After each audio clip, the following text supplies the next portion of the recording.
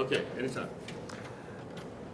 So I'm here at the Canadian Science Policy Conference in Toronto, the 5th edition of this conference with Tim Lougheed. He's a board member of the Canadian Science Writers Association and the lead organizer on a panel to do with science communications. Why is science communication such a timely topic at this time for this conference?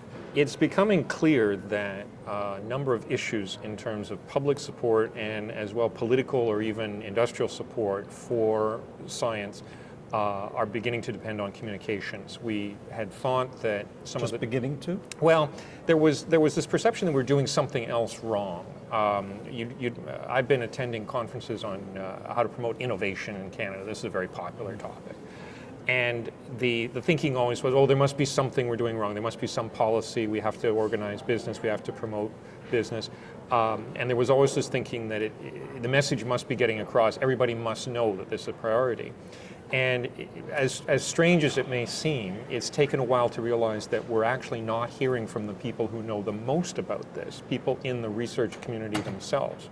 So on the strength of this, I was prompted when Mirdad did the call for proposals back in the summer, I was prompted to say, you know, if you're going to talk science policy, you really should talk communication because you don't get well-informed policy without good communication. And as it turned out, I wasn't alone. He was apparently overwhelmed with interesting applications, and we picked several of them out of the pile, melded them together, and created this one-day workshop.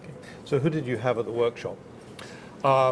It was quite a dog's breakfast, all things considered. When I finally saw in a good way. In a good way. Oh yeah, absolutely a good way. I know you're a dog person. Let's just, as opposed to saying dog's breakfast, let's say there was a great deal of biodiversity on the various panels. And one of the things that was satisfying was that we had everyone from thoroughgoing Ottawa-based policy wonks, you know, people that just live for this stuff, to working scientists. My favorite was Scott Finley, you know, somebody who's sort of had this dropped on his head. He's watched during the course of his career the need to become a better communicator and to get this point across, and realizing this was nothing he'd ever been trained to do, and that he suddenly made it a priority in his life. And everything in between. We've got consultants, we've got hacks like me, you know, who do science writing. And it's been remarkable to throw all these people in the room and realize that the common denominator was this issue of communication. And you've got a very attentive audience in the session. A lot of people signed up for this. This was actually the unknown for me. I've never attended one of these before. I didn't know who actually showed up at this party. And so I was very interested to see what the mix was. And again, it's a dog's breakfast. It's this wonderful blend of communicators, working scientists, administrators, political hangers-on, just a great gathering and a wonderful place to sort of establish this. It puts me in mind of the success of the TED Talks series. People are realizing that TED Talks may not be easy to put together, but done properly, they can go viral. They can have this huge impact. And I think the appetite for science communication in a group like this reflects that. So what's the most important thing that you've heard today so far?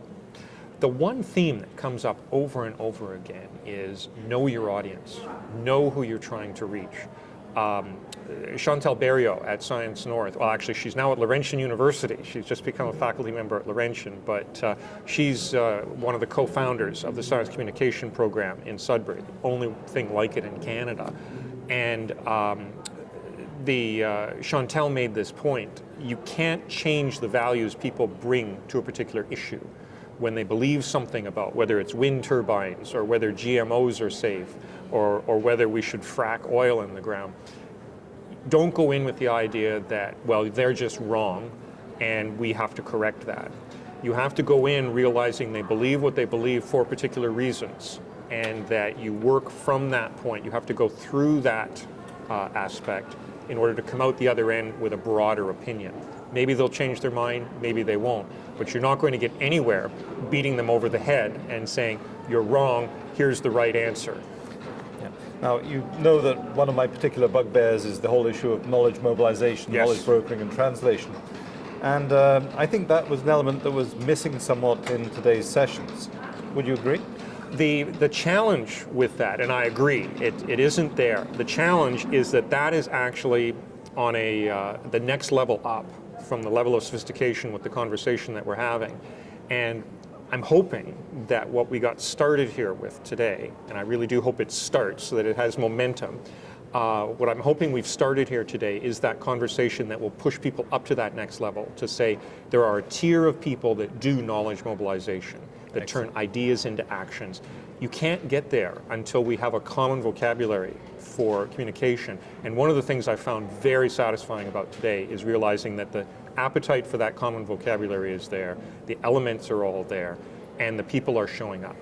Now, I've asked Peter Calamai, who of course is a colleague of yours on Canadian Science Writers, what the most important issues in his view were for science communication in Canada today.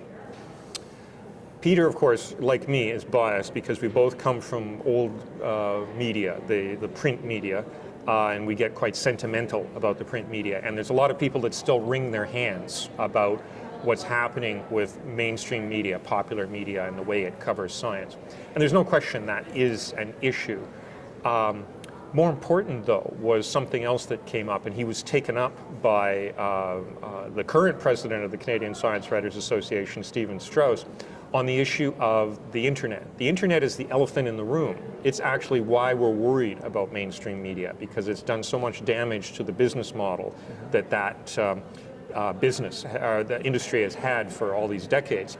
So the question then becomes, if the business model has been torpedoed for old media, what's happening with this new medium? Are people learning about science on the web?